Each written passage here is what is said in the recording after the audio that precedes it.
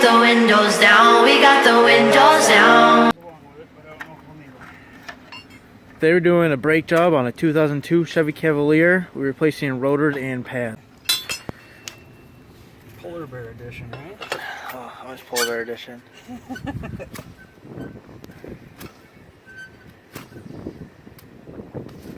As usual, I'm not charging for this. Doing it to help somebody out.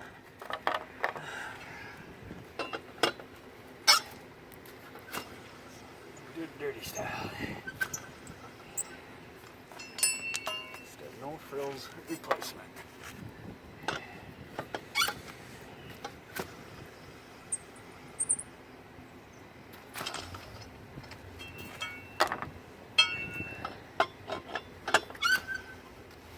Man, those come off so easy. It's almost as if somebody pre-loosened them and put the hubcap back on. And like a Cavalier, it needs persuasion. Alright. I got something to sit on. Maybe. Now, look right here. See that? That's your wear indicator, right? There's a little bit left on these pads, but not enough to care. We're going to replace them anyway. And this rotor, actually ain't all that bad. It's been replaced before. It's not too crusty. Some of these are really bad around here. And around here where it's welded onto the hub. But I think we're okay on this one. So let's see here. What do I need for a wrench? This one is a looks like a T50 Torx or an Allen wrench, one of those two. I can't see that well. So I'm going to turn the wheel so I can see it to make room. Alright, so what I got to do is pull this guy and make it go this way a little bit. There's a couple ways we can do that. What I do is I stick my screwdriver right down in there between the pad and I just pull back and watch the piston. See that? Don't need to be much because this is just to take this off. See? Now it loosened it up. Now we should be able to pull it right off. And if it doesn't pull right off, you just a couple taps and it'll come off. See? There we go. Let's flop that up on there. Try not to twist that too hard because if you got brittle lines, they'll snap them. You can hang them by a coat hanger if you're doing more stuff, but we don't need to do that because this is just a simple replacement. Here's the old pads. They look like crap. Now this rotor's stuck on, so I'm going to have to go get a hammer and beat it off a little. Here, you ready? So, there, that's all you do. It should pop right off, see? Now since you get it off, look at your wheel bearings and stuff. Here's your hub. Pull up on it.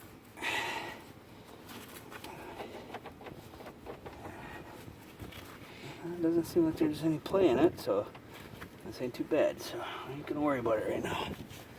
And this caliper, look around the boot here. Make sure there's no tears in it, and make sure there's no leaks. This one's in pretty good shape. So what we're gonna do is we're gonna take our old pad, right? Just gonna bend these tabs out of the way because we don't need them anymore. We're gonna put it in there backwards, right? There's a reason for that, because now we take the C-clamp. You don't need special compressors, you just need a C-clamp and an old brake pad. You put this sucker right in here. Hold on, I'll back and I'll get it away. Right? So, you're right in there, right on the bolt back there. Now it doesn't take much force. And you just push that in, now watch. Now watch right down in here. You just go real slow. You put that piston right back to where it would have been when it wasn't out. That goes out when your pads wear down. There, that's what it's like. And you got new pads. Now it's flush. Check your seal again. Make sure there's no tears around there. It's in good order. Now we just gotta go get the new part. Flip that plastic bag that comes in over. You're gonna want that. Put that back in there. This has whey oil on it when they machine it. So it'll come with a, sometimes it's really bad, sometimes it's not so bad. But there's always whey oil on these. You gotta take that off, otherwise it's gonna smoke your rotors and it'll kill your pads right away. And then they're gonna squeak and you're gonna hate yourself. So, these caps, I got a little spot in them. That's actually for the straw. So don't waste your time trying to stick it back in the tape on the side. That's really dumb. So just take some brake cleaner. That's all you got to do. And that'll take that light film of whey oil over. Now the reason you put that bag in there, when you flip it back over, you're not sticking it on that oily box. Clean it off. Now you let that set, and you go get some anti-seize. Now let that dry a minute, right? So it's dry in there. Now here's where everybody screws up doing this. You put the anti-seize on here, right? Which you should. Nobody ever does, but you should always put an anti-seize on here. Because this is why it sticks and you end up hammering it off. Because it rusts, and then rust swells, and rust locks this on. So you put anti-seize on here, right? You get it all the way around there, around that flange. I like to do it all over it. It's not going to fly off, it's not going to get on the brakes, because this stuff is like goo. It doesn't go anywhere but everywhere. And you want it on the threads here, so you don't gall your threads. It makes your mechanic happy. It makes engineers sad, and that's why we do it. Put that on there.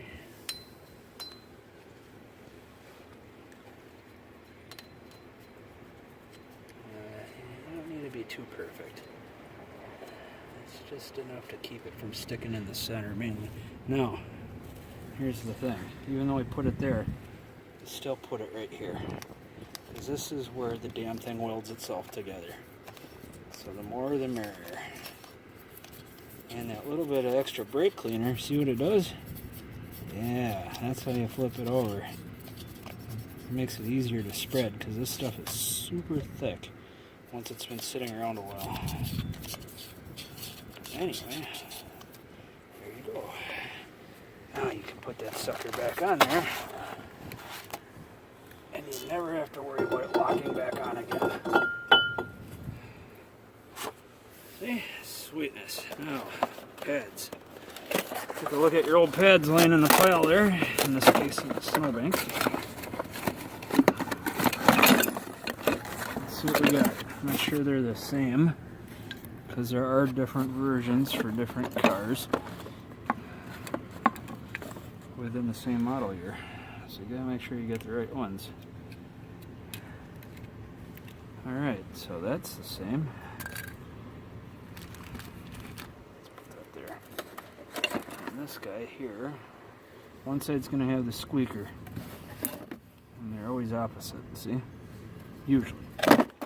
So, you gotta find the squeaker to match the one that came off. Now see, I grabbed the wrong one. That's where you check. You do one side at a time. Now see, that's the way it's gonna look. Look at the thickness. See, these were about done, and they were starting to melt down right here. So, we'll just throw them in there, because that's all garbage now. I'll take this guy, make sure my hands are clean.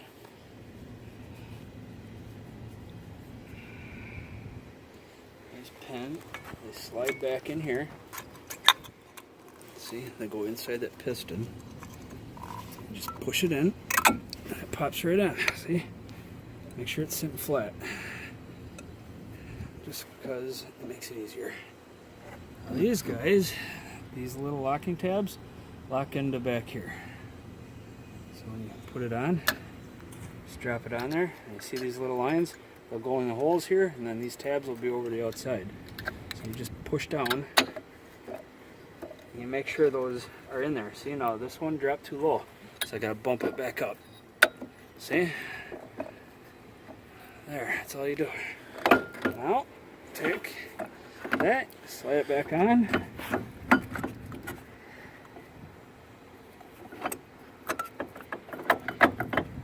Sure, pull it down in there. See, that.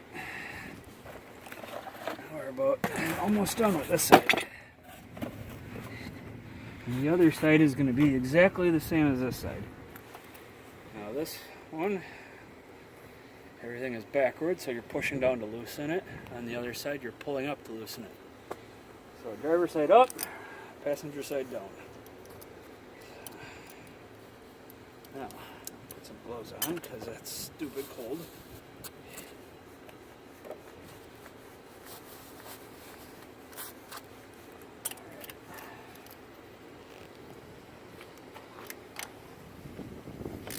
Now, the opposite of what I was doing. Now I'm pushing in and pulling back on an angle so it bites into the side until I can hit the threads and the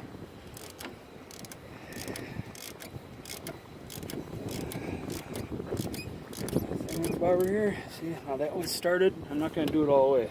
So I want to get the bottom one started first. So first, hit it, make sure it's lined up.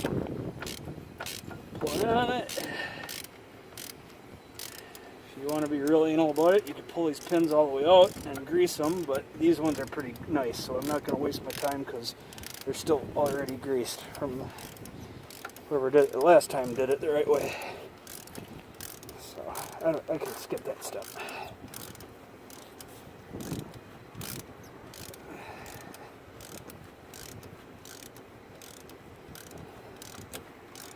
I'm just going to run this one home, pull up on it, and make sure it's tight.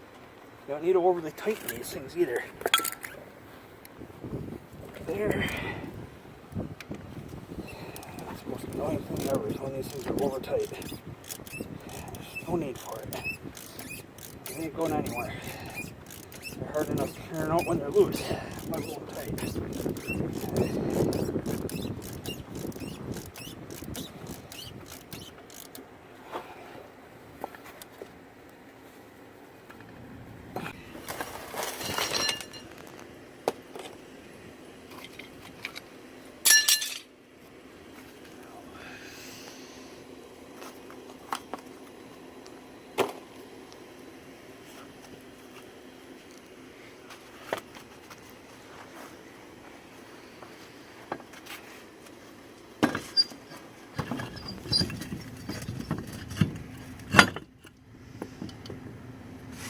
That. I'm just going to put the lug nuts on. Now, some of these cars have plastic lug nuts for the hubcap and real ones for here. Now, we put anti-seize on there so they'll go on nice and easy. Oh, are they dirty? Seem to be missing one. Oh, there we go.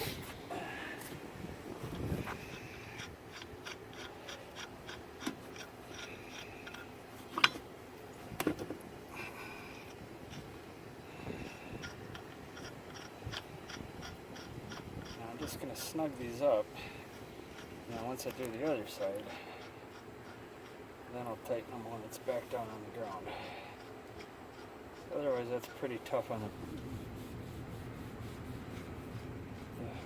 parking gear. Pin, whatever you want to call it, on the tranny.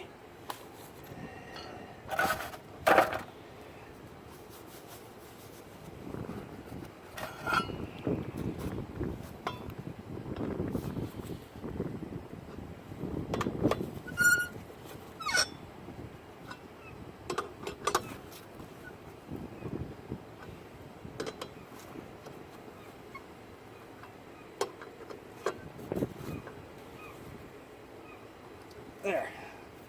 Done. For now. That's great. So after doing the other side, this is what the other brake pad looks like. Yeah, here, let me get a good one.